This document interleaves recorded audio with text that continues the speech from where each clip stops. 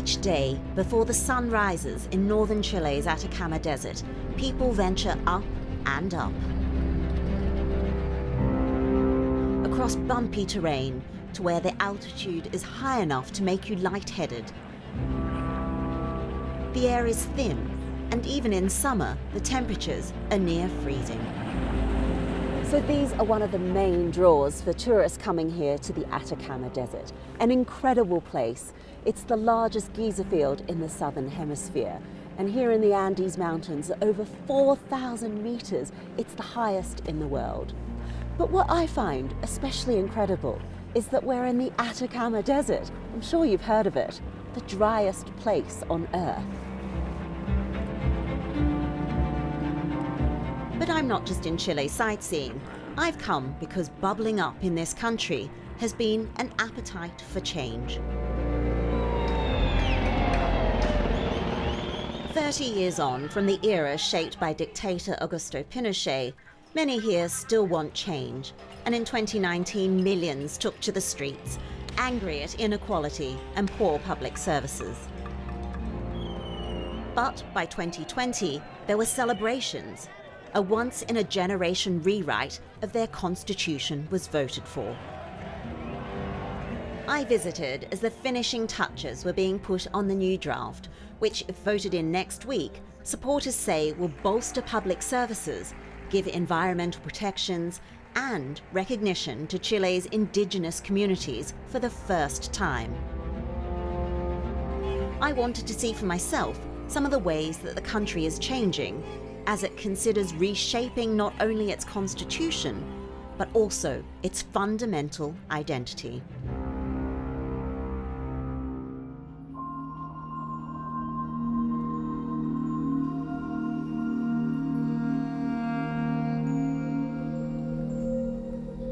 Which is why, 18 hours later, I find myself in the middle of the desert as night presses in. So it's 11:30 at night. I feel like I'm in the middle of nowhere. I'm not quite sure what I'm getting myself into.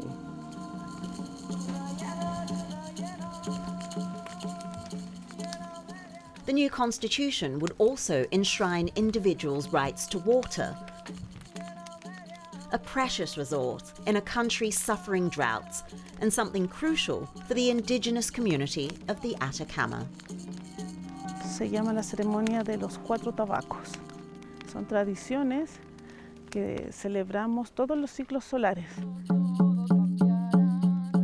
This ceremony brings together members of the Atacamayo indigenous people who live around northern Chile and have a deep respect for nature, having adapted to life around the desert. They've given us special permission to come along. Gracias, agüita divina, por dar la vida. En una noche de vigilia, agradeciendo principalmente al agua porque regó todas nuestras siembras. Primer tabaco comanda el propósito, la voz, la expresión. ¿Por qué estamos aquí? Mi nombre es Sarajá, buenas noches, estoy feliz de compartir con todos ustedes y espero que todos tengan una muy linda experiencia. ¿De dónde eres? De séptima región de la costa. Luego viene el tiempo del agua. Mabel passes agua coya around the group, a drink with hallucinogenic effects that's made from the cactus plant.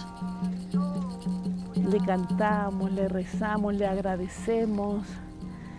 Luego viene el tiempo del fuego, del gran poder. Luego nos vamos al cuarto tabaco, que es el agua horizontal. El agua de los ríos, el agua de las lagunas, el agua del mar. Los abuelos dicen, con el agua todo, sin ti nada. ¿Sí? Regálanos ese conocimiento ancestral de la ruta del agua. Entonces son unas ceremonias que nos han entregado para que podamos seguir honrando y de esta manera nos hace sentido.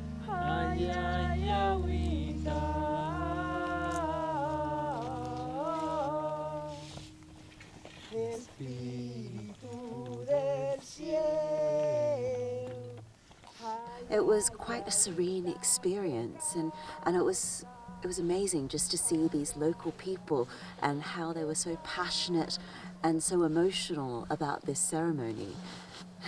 I feel really privileged that we were able to be invited to something like this. You can still hear the drums in the background. It's after 4 in the morning. I might leave them to it.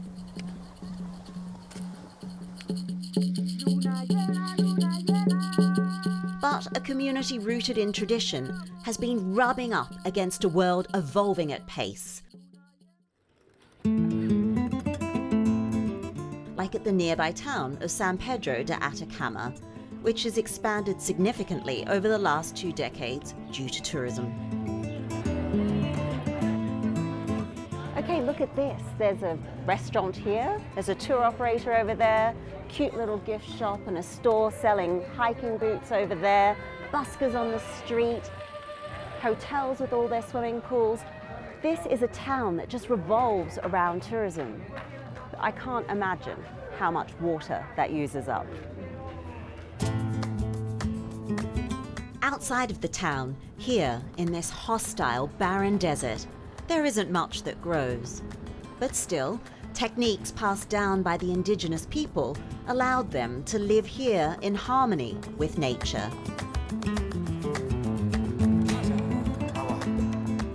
I wanted to catch up with Rosa, the water bearer from last night's ceremony, to find out a little more about how their position in the modern world here is changing. So Rosa, how is it so green here? This is crazy. It's like a magic thanks to the water. The idea is we respect the cycle. In winter, the Mother Earth rests. Some of the techniques here use ancient Atacamayo methods, like irrigation channels, which allow these plants to be watered sparingly, just once a month. The idea of this project teach to the world how important is preserve and protect the Mother Earth. When you come to the desert, not only is landscape and picture, is introduce and understand how live the local people, how important is the water, and we can live and we can protect the wildlife too. There are other big changes afoot for the wider community here. Can you talk me through what this will mean for your people? Well, this is good opportunity for recognize the indigenous people in Chile in the Constitution. We have other concepts, the life, and that is very important because they give more tools for protect the area, especially the water. Recognition is beginning to take shape. Some tourist sites, like the geysers, are now co-managed by the indigenous community, allowing them to take an active role in their changing world. But the Atacamayo weren't the first indigenous people to call Chile home. I left Rosa and headed further up the coast to Arica. Between 7,000 and 1,500 BC, the hunter-gatherer Chinchurro people lived here and developed complex mummification practices, which have astounded 21st century researchers. Last year, Chinchurro burial culture was officially recognized by UNESCO, who placed it on their World Heritage List. But despite this, the Chinchurros still haven't entirely caught the public's imagination. The small fishing village of Coleta Camarones is the closest town to one of the world's top sites where the Chinchurro mummies have been found. But here, Chinchurro enthusiasts will find little more than a themed restaurant and some statues.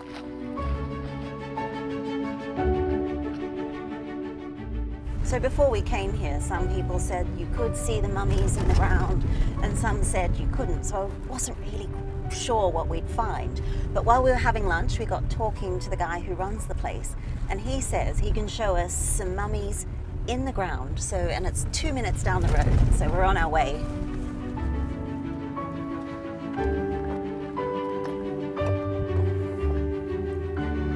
Currently, the mummies buried in the ground are being left there by archaeologists for their protection. Okay, here? And as we approach, we take great care not to disturb any of the remains. Wow, it's so close to the road. Tiene los vestigios de una momia chinchorro.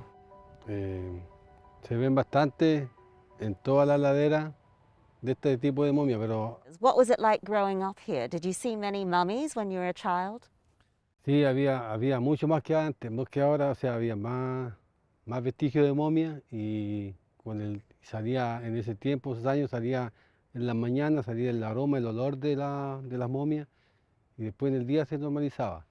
Habían enteritos, se veían enteros, los pies, la cabeza, todo. Bueno, hasta aquí el nombramiento de la cultura chinchorro por la UNESCO está en el papel, porque en la práctica nosotros seguimos viviendo como los chinchorros, sin luz, sin agua y sin ser dueños hasta de los propios terrenos, donde estamos viviendo hace más de 30 años.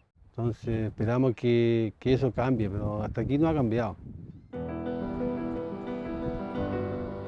There are thought to be thousands of mummies still in these hills, and evidence of the chinchorro is scattered all around the area.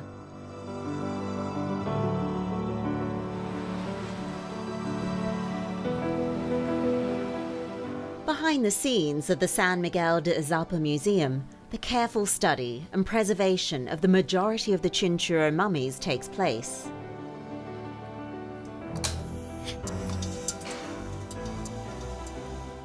There's so many mummies here, Vivian. How many?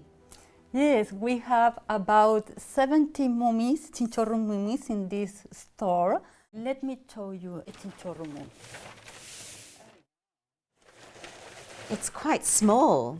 What can you tell me about this mummy? Y en particular, este cuerpo lo tenemos datado con radiocarbono 14 y tiene 4.000 años de antigüedad. No remueven la piel en este caso, sino que a través de corte sacan los órganos internos, rellenan y así el cuerpo recupera su volumen. Y la cara también recibió un tratamiento especial porque elaboran una mascarilla donde le señalan los rasgos faciales. As if it was me, I would be very scared to work here. What do you love about your job?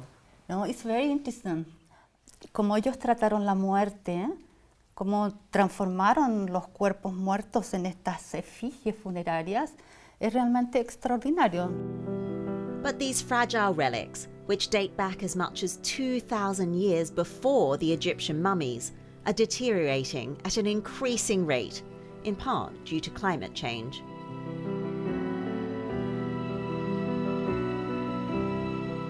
Antes los cuerpos o los fragmentos se unían, se pegaban. Ahora se interviene lo mínimo y el máximo esfuerzo es controlar la temperatura y humedad para que los cuerpos no se dañen.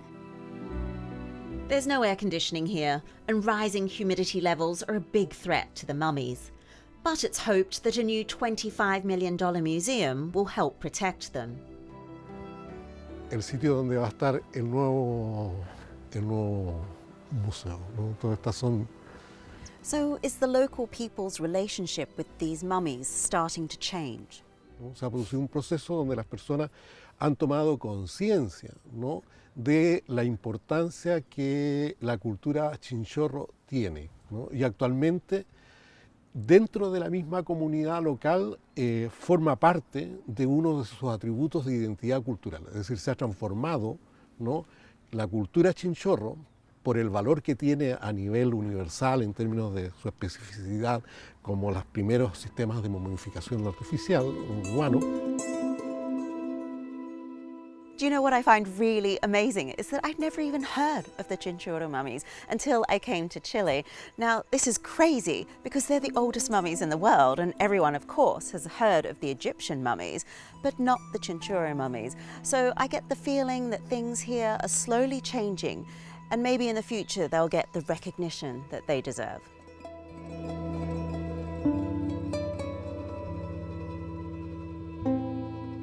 And along with this renewed appreciation of ancient Chilean culture, there's also a greater focus forming on the stunning and unique landscapes and wildlife that you'll find here. I headed south to Patagonia's new route of parks. Here, 17 old and new national parks are joined together to create a huge network of wild areas to explore, an area the size of Switzerland. It's been one outcome from the largest private land donation in history to create a conservation project on a vast scale. My journey to its heart takes me 6 hours in a 4x4.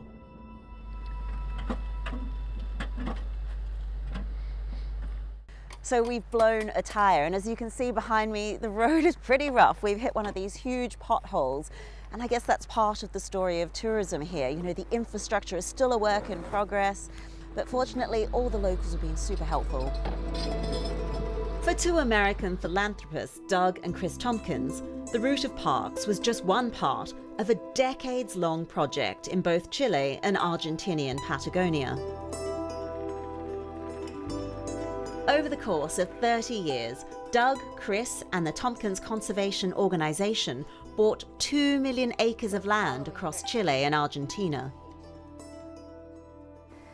I am very proud of what we do because every hectare we have ever purchased goes right back to the people of the country. If you want to conserve a territory and bring back species who've gone toward a point where their numbers are quite low, you have to, A, consult the geniuses of the place, who are the people who've lived here for a very long time, because we're coming in and we don't really know that much about how these areas function, and they do. The Chilean gaucho traditionally is a horseman skilled at protecting cattle and sometimes hunting predators. But Gaucho Don Daniel now has a wider view of predators, which are an important part of the wildlife ecosystem. He now monitors and protects native deer. Bueno, a mí me gusta más trabajar con huemules porque me ha cambiado la vida de cierta forma. Si yo hubiese estado trabajando con ganado, o ya sea con vaca o oveja, hubiera sido distinta mi forma de ver el parque o de ver los huemules quizás también.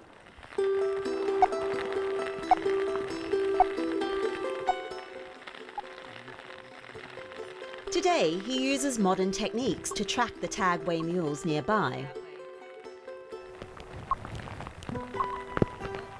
So the signal's quite strong when we point the antenna that way.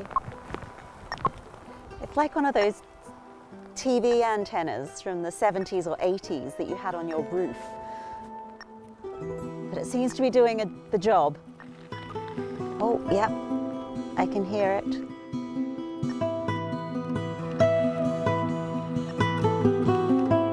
"99% of the original waymule population are thought to have been lost, placing the breed on the endangered list. With Don Daniel's help, we soon spot something in the distance.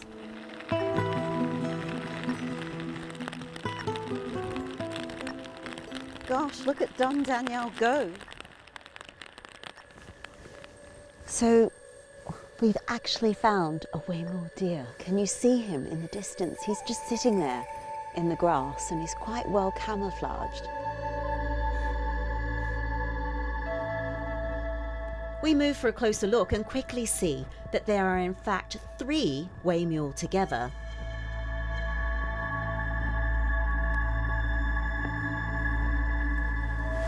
So we're approaching the deer from a lower ground angle so we don't scare them.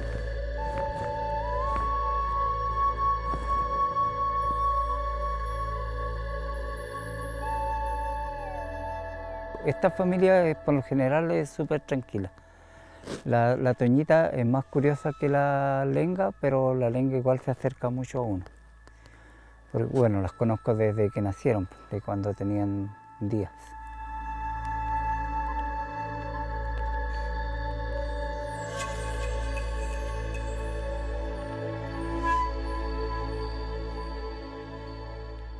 It's unbelievable that now the numbers have grown and we've been able to track them within the space of a quarter of an hour. And here we are, and we're able to get this close to them.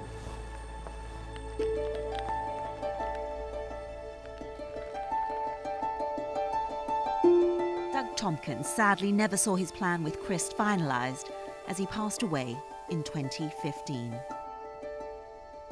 A good friend of mine from New York City wrote to me just a few days after he died, and she said, look, you have a choice here. You can be the long-suffering widow, or you can get out of bed and go do these things. And she was right. That was a conscious decision I was going to have to make. And so I just thought, okay, let's go for it. And that's when I started trying to tie up everything, and within 2 years we had them all donated. Wow. And that was a lot of work. And I think it saved my life, needing to do that. Yeah. Yeah. I think there's a tremendous amount of enthusiasm in Chile right now, young and old. And certainly the environment is one of the big platforms of this new administration.